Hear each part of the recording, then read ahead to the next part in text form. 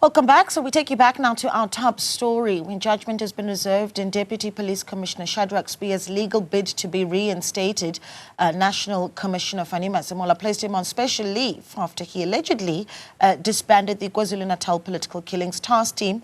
Provincial Police Chief Nhlanhla Mkhonazi in July claimed that officers discovered links between criminal syndicates, politicians, prosecutors and business people. Labour law specialist Natasha Moni joins us now for some analysis on this case. Natasha, a good evening to you and thank you so much for joining us. This is quite a process that we're watching play out in the courts today, and we'll get into some of the arguments that Sibiya's legal representative put on the table. But I do want to start with some of the basics here, just for clarity for ourselves and for the viewers.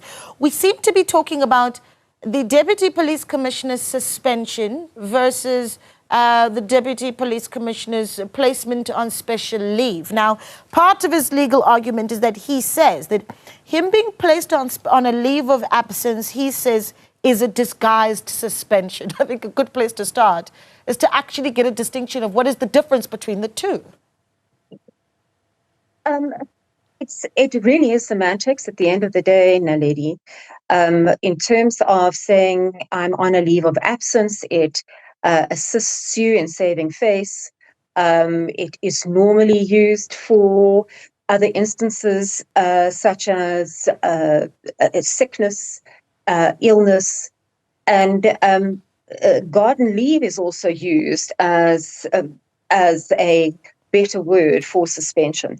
So long as you are being paid while you're asked to stay at home is the most important part of a leave of absence or being on suspension, garden leave, some sort of rest period. Really, to me, there is no difference. Yeah, and so considering that this is part of the argument that's being put forward by Sibiya, I mean, the strength of that argument when you say it really is semantics for the position of the Deputy Police Commissioner? Well, he's gone to the High Court. One would normally go to the CCMA or the Public Bargaining Council that oversees the SAPS. He has gone straight to the High Court, which means that he is arguing on the unlawfulness of this as opposed to the unfairness of it all.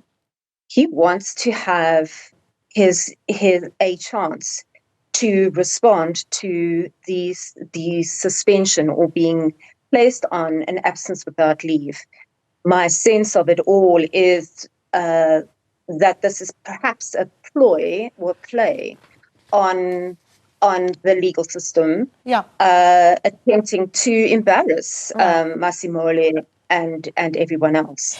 Welcome back. You're still watching Newsfeed PM, the late edition with myself, Naledi Mola. Of course, we still have with us Labour law specialist Natasha Moni, who's giving us some analysis on the matter of the Deputy Police Commissioner Shadrack Sibiya's legal bid to be reinstated. Of course, judgment in the matter is reserved. Natasha, thank you for being so patient with us.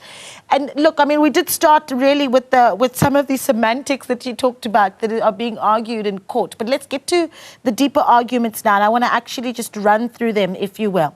Sibiya's legal representative, Advocate Camille Premhead, makes a few various points. He says that Sibiya being placed on special leave did not comply with the police's mandatory disciplinary regulations. That's one of the first things I want to touch on. I want to get your view on that. He says that his removal from duty was without due process, and he then talks about his concerns about overlap with the Judicial Commission of Inquiry. Just what you make of the success or strength of the argument that has been put forward by his legal team.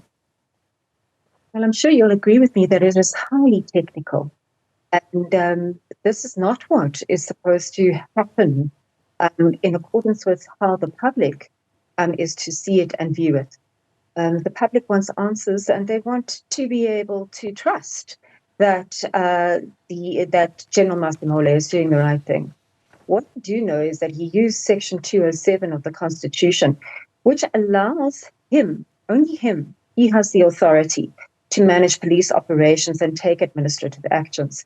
Yes, I agree with Sibiya's council, that has to be done within the framework of the law and the policies around policing and the procedures with regard to suspension and disciplinary inquiries.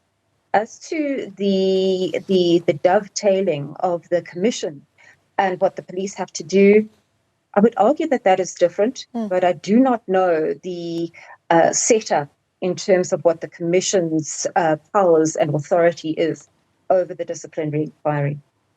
Yeah, because that becomes a bigger sort of issue, and part of the terms of reference of the commission also brought up in court today, and quite the tennis match of a discussion there. But let's look at the argument that's been put forward as well by the legal representative of the National Police Commissioner, General Fani Masemola, who says that the allegations against Sibiya have now made the working relationship between himself and the Deputy Police Commissioner, Shadrack, extremely difficult. So I bring that up to say, if we were to, for instance, see the court grant success to Shadrack, what would that working relationship then look like if he was reinstated? In my experience, working relationships are really tethered and breakable when something like this happens. It's enormously embarrassing. It is a career-limiting move. And unfortunately, the position that he has is tremendously political in all sense of the word. So my guess is that they wouldn't be able to work again with one another, which is quite absurd if you think of what happened on the 20th of August, where Masemola actually said, well, I'll place you on suspension, or you can be placed somewhere else in the workplace. The contention here is that you are suspended because you have this opportunity or a belief that you are going to interfere with the investigation into your conduct. And that is one of the reasons why one would be suspended. And if that's not the case, if you will allow him back to come and work with you or work somewhere else in a particular position, then you are not afraid of the kind of corruption you have purportedly experienced in terms of the investigation. Yeah. And just lastly, just as we close off, I suppose your final thoughts, if you were to put yourself in the position of the legal representative of the Deputy National Commissioner Shadrack, the advice that you'd give him moving forward if we see that once judgment is handed down, he's not successful, the likelihood that we might want to very well continue pursuing the matter, would you advise that? Absolutely not. I would wait for the information that the police have with regard to the allegations of corruption, and wait for all the documents to come through and all the evidence to come through before I take a next step. A suspension is you are still paid under suspension, and you have a bird's eye view as to what's going on. And the work really starts when you see the weaknesses and the strengths in the case of the police. Yeah. Natasha, we're going to leave it there. Thank you so much for your insight in what is really developments that the country is watching so closely. Natasha Moni, of course, is a Labour lawyer speaking to us here this evening.